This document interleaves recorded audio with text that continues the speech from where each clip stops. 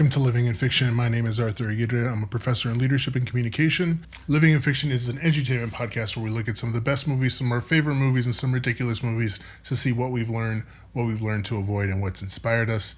This is the last of our recap of The Bear. I am finishing up season 2, and depending on when you're watching or listening, today is the day that they're dropping the brand new season, all of the, I believe, 10 episodes. So let's not waste any time. I'm going to do this, like I've done all the other ones, a little bit differently. Because essentially episodes 8, 9, and 10 are the lead up to and the build up to opening night at the Bear. So let's just kind of bring them all in together. So the team brings on new hires. Richie makes amends with Natalie. The team stresses over the fire suppression test. Everyone is prepping for opening night, and in the final episode, it centers on the successes and the failures of the first night at the Bear. So there are some specific things I really like about these three episodes that don't fall into the main things I want to talk about, so I'll go over those real quickly. I love that in episode 8, Sydney is now starting to quote Coach K, right? She's been reading that book, and she's now implementing some of the things that she learned into how she is operating in this new kind of venture that she's doing with Carmen. In episode 9, the omelet, I love that, of course, the city makes that omelet for Natalie. I love that Jimmy finally gets to share his story of complete and utter failure that he's been trying to tell since since episode 1 of season 2. One of my favorite things, though, about episode 9 in particular is we get to see the desserts that Marcus came up with. And I mean, if you talk to any chef, if you liked Anthony Bourdain, the food that we eat tells a story. Sometimes it's cultural, sometimes it's family related, but there's always some sort of history behind the food that we love and the food that we like to make for other people. And he does that with all of his desserts. He has the mom's honey bun. He has a Copenhagen sundae that he learned when he was in Copenhagen. He has Sydney's donut, which is almost reminiscent of the entire first season and that building period that they had. And then we have the Michael, which is a cannoli that Carmen was talking about, that he suggested so that he can kind of flip a bad memory and kind of take it for himself. And I just love that Marcus has been like watching and listening and wanted to incorporate all of those things into these desserts. In episode 10, some small things, right? So we see that Nat was right when she told Carmen that they didn't order enough forks. I love that they start calling Fact Chef, because you could tell from season 1 that he really wanted to be a part of this, group, not just as someone that gets called in when something breaks. I also noticed in this rewatch that I should have looked at the name of what this person's position is, but the person who was expoing in like the best restaurant in the world or in the U.S. that Richie was working at in episode 7, that girl, her name is Sarah Ramos. She is at the opening of the Bear. So I love that. I mean, it shows that connection that Richie had with her, that he invited her to come to this thing. Outside of that, there were a few kind of topics that emerged for me when I was watching these last 3 episodes.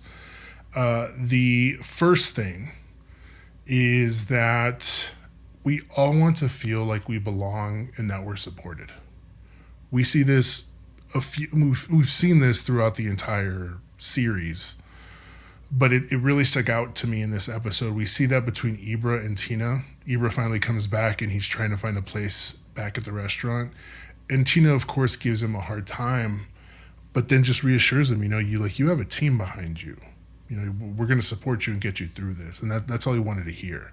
And I feel like that's what he was missing when all of a sudden he had this surrounding and this, no one likes getting out of their comfort zone, but he had to leave that comfort zone and did not feel the support in culinary school that he was feeling and needing from this restaurant. So that was one example of that.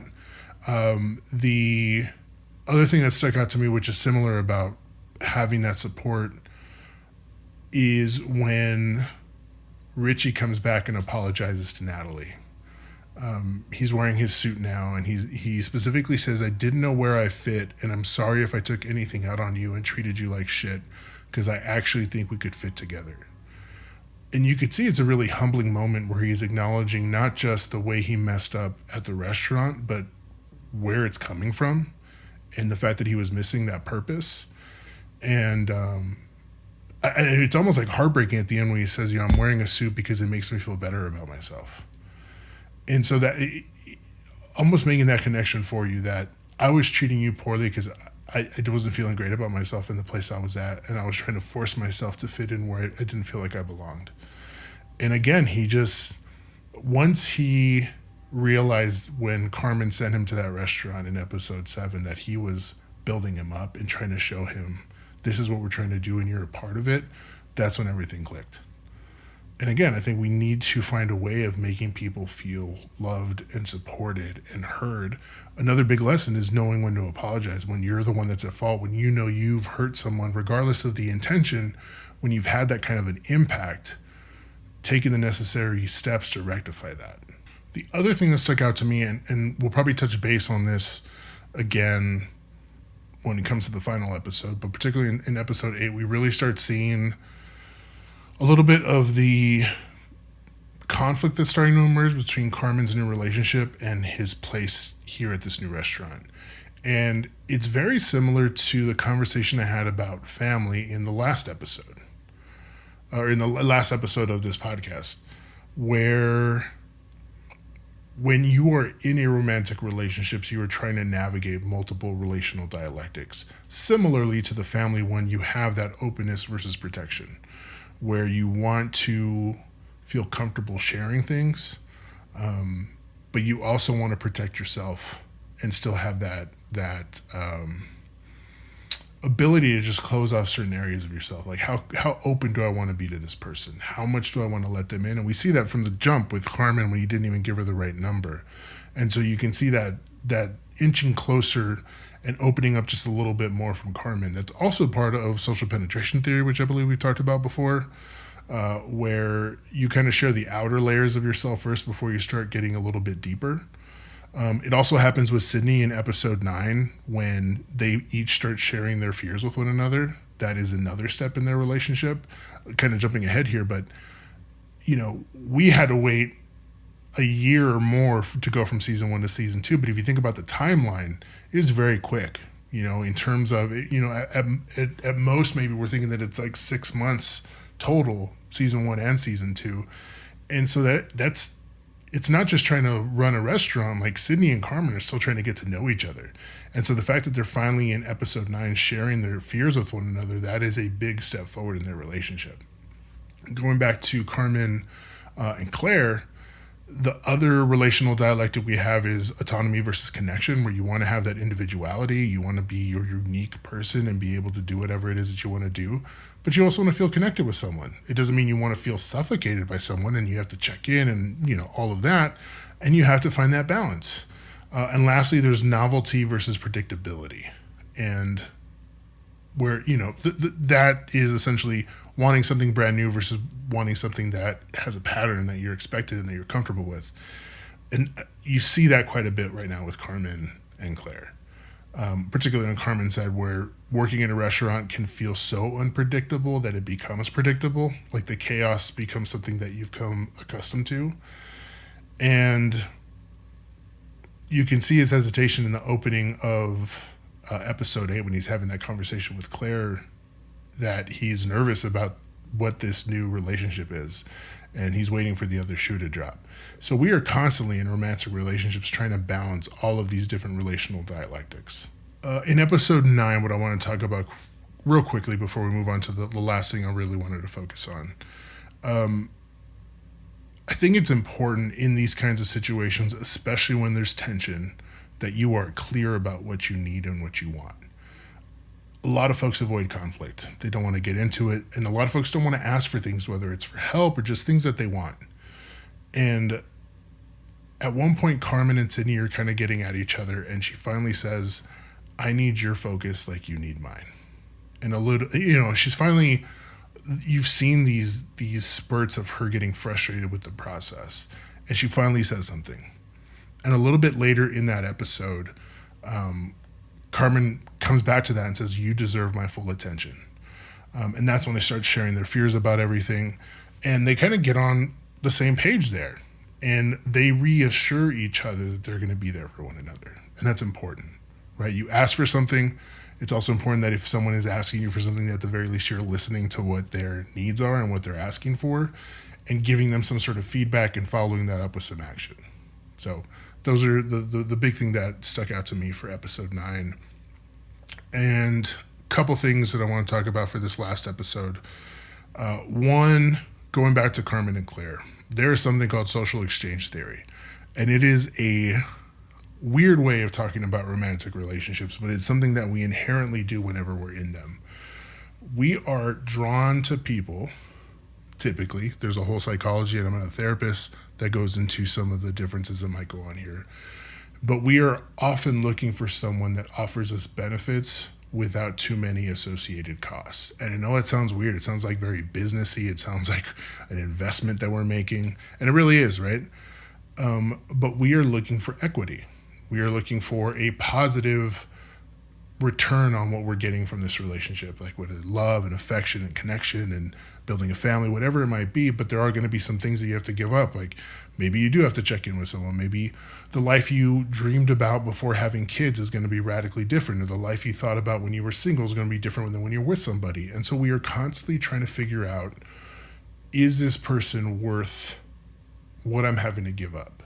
Or is there someone else that I could be with where I'm not having to give up as much, or I'm not having to give as much? And we are constantly playing that out, and we're seeing that in real time, especially right at the end of this episode when Carmen gets locked into the walk-in, and he's realizing that he has been giving too much in the relationship in his mind. And it's not even about Claire, right? Because if we're talking about social exchange theory, if you're just focusing on him and Claire, they're both equally giving into this relationship. But for him, the cost is that he has removed himself and isn't focusing as much on the restaurant. And at least from what this last episode was, that's not worth it. That kind of a cost is not worth it. And so that's why he's reevaluating the relationship that he's in. And so that's something that we have to do, that we have to figure out when we're with someone. That's a part of being in a romantic relationship, is even, because again, even though it sounds odd to be doing that, we do that inherently. And so I think it's important that we figure that out for ourselves and understand, especially if like our family and friends are looking into this and they can clearly see like, hey, these costs and benefits are not adding up. I think it's important that we're doing that for ourselves as well. The last thing I wanted to talk about, at one point during service, Carmen looks towards the restaurant and you can hear his former chef's voice in his head. He says, "Why are you so slow? Why are you so fucking slow?" I wanted to focus on that because we all talk to ourselves. I mean, granted, I found out that there are a few lucky people that do not talk to themselves in an actual voice, which I can't even fathom that. But I think we all have those bouts of either self-confidence or self-criticism. And there have been a number of studies that show that has a huge impact on our actual success and our failures and even just how we execute. And oddly enough, there are some studies that show if you have like negative self-talk, it can help motivate you a little bit. You're much more aware of your surroundings. But there is an abundance of literature that shows that positive self-talk has a tremendous positive effect on cognition and connection. And I think it's important because especially in moments like this where you're trying something new that can be really uncomfortable, that self-talk can play a huge role. And it can have a huge role on how nervous and or excited you are, or how well you're interacting it along with others, how much conflict is going on, how much agitation you have. And it's just so important that you are talking, that you're being realistic. I think there's that difference. I think I talked about this before. When you go to therapy and you try to figure out what's real and what's reality, and those doubts and all those things that inform those doubts or nervousness or whatever it might be, that's real. Those things like that, and the feelings that you're getting of being anxious or nervous or whatever it might be, that's real. But the reality for Carmen is he has so far successfully opened a restaurant. And anytime you try something new, there's going to be some failures. I've talked about how important it is that we flip how we think about failures. And so, yeah, he locked himself in the walk-in, but his team stepped up and took care of business. And we also saw that Sid's freaking out because the little ticket order machine was out of paper. So there's a lot going on. But for the most part, you would say that this was a success. Like, they opened up this restaurant. It looks beautiful. They're making amazing food. And obviously there were some hiccups. They have a new employee smoking, crack or meth in the alley. Like, there's a ton going on, and we even see like the conflict between Carmen and Richie at the end.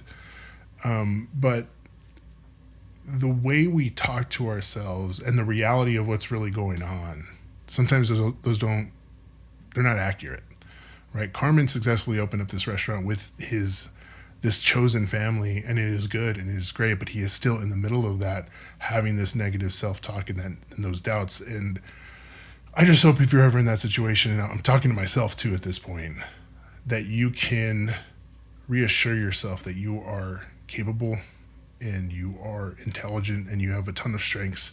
And even if we all have our weaknesses, that we can still focus on the amazing things that we're doing. So thank you for joining me in this rewatch.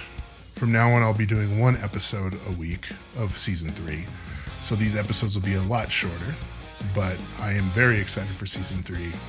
And tune in next week where we go over episode 1.